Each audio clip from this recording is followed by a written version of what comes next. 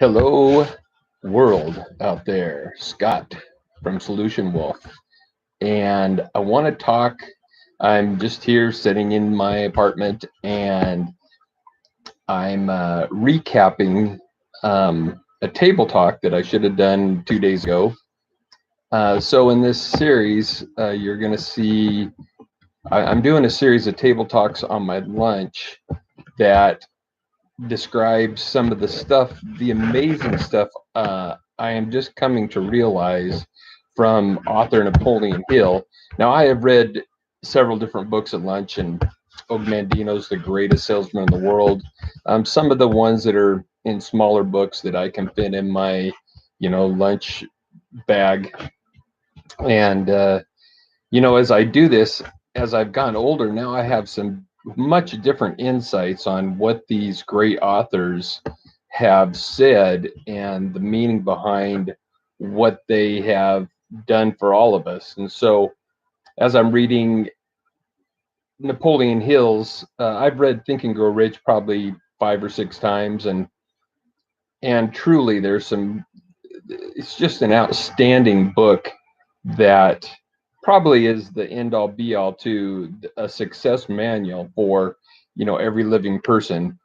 uh, you have to take your own account into what's unique about yourself and really dive into the aspects of what's important to you.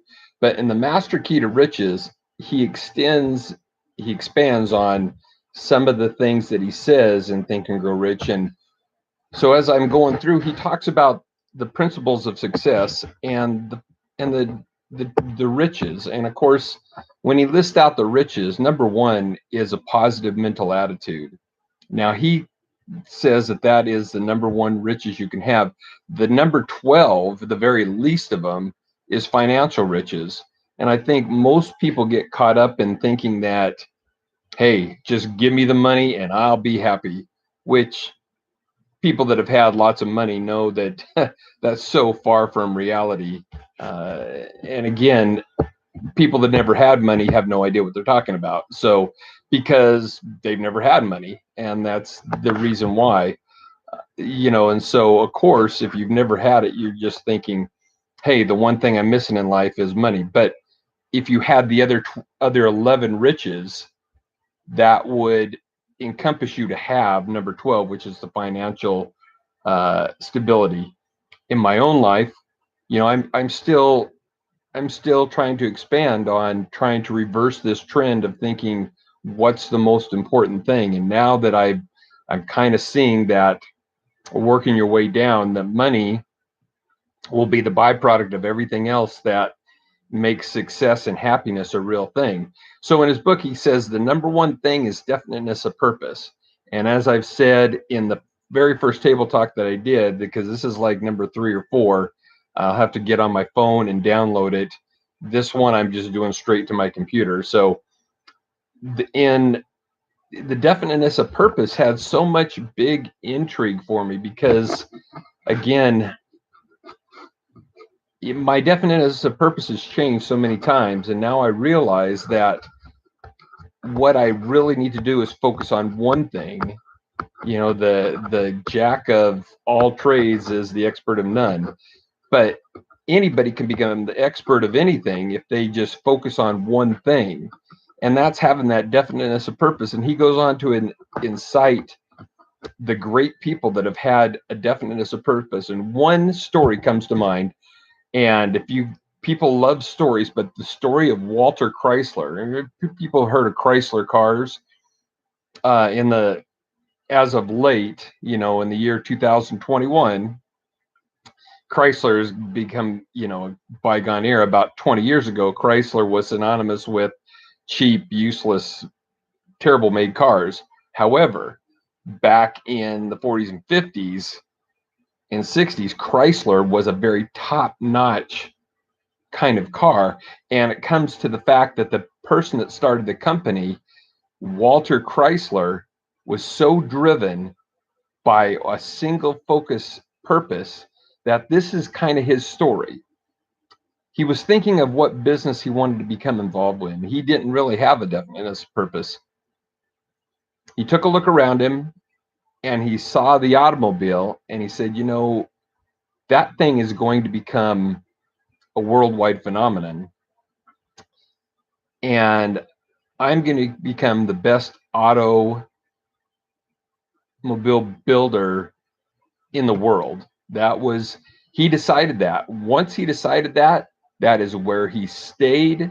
He stayed until he fulfilled his mission, which was very many years, which made him multi millions of dollars. But what he did is he had $4,000 in the bank. He took it and blew it all, bought himself a car, had his car shipped to where he was. I believe he was living in Michigan. I don't know if he's part of the Detroit machine yet or not, but I think he was in Michigan. And what he did is he took that car, and his friends thought, this is crazy. You spent your life savings and bought a car, which at the time he did it, people thought, well, that's kind of a fad type thing.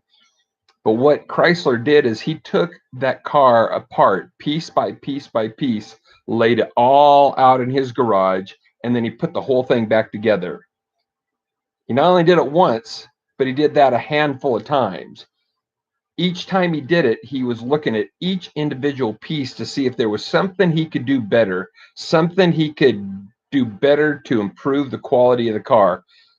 He tweaked it, he measured it, he understood exactly how a car works, how it functions, how to put it together, the process of making it, all the different stuff that went into it. And the rest, as we moved down the line, Chrysler made some of the best cars in the world, like I said, in the 50s and the 60s. And then in the 70s and 80s, as times changed and we relinquished some of that ownership, that's when we saw the decline in the durability and the craftsmanship.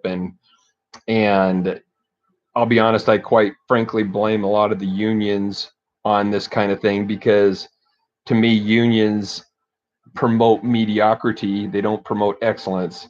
People that are striving for excellence are kind of put in their place, because it's kind of trying to lift from the bottom up instead of having people reach higher for higher standards. So, but that's my own opinion.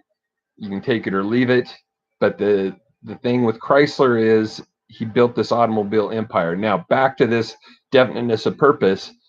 Napoleon Hill also says that you should bring together every resource that you have for this definiteness of purpose, and that is within networking, associate with those people that have the same type of desires, make it a mutual benefit for everybody.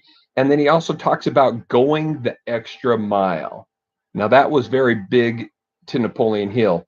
And I got to tell you, in the place I work now, there is going the extra mile is a kind of it's not taboo, but it's kind of one of those things that you mock. Oh, look at that guy. He's working on his brake. What an idiot. Going the extra mile is not relevant. But I will tell you that I have always thought going the extra mile was one of the keys to success. And I have always prided myself in trying to go the extra mile wherever I was. Now, I have fell short on a number of other key principles, but this one I truly believe in. And I truly believe is once you have the mindset of going the extra mile for other people and other things, what comes around goes around type of thing. So you attract other people that are willing to go the extra mile. And until you can put yourself with a group of people that are all ready to go the extra mile, it's going to be hard to move forward. You can't drag a bunch of people with you. You have to find those that are already motivated on their own to go that extra mile. And so if you're watching this and you've thought, well, going the extra mile is overrated. No, going the extra mile is essential for everything that you do. So have a definiteness of purpose, and go that extra mile. And we are going to see you on the next set of table talks, which is going to go more into the principles of Napoleon Hill's master keys. All right. I hope you have a beautiful day. And again, if you like what you're seeing, hit the subscribe button and don't be a stranger. Like, share, do whatever it is you want, but or hit don't like. Hit give me a comment. Tell me what you think is good, bad, ugly. I embrace every type of comment that there is. So hope you're having a great day, and we'll look forward to talking to you guys soon.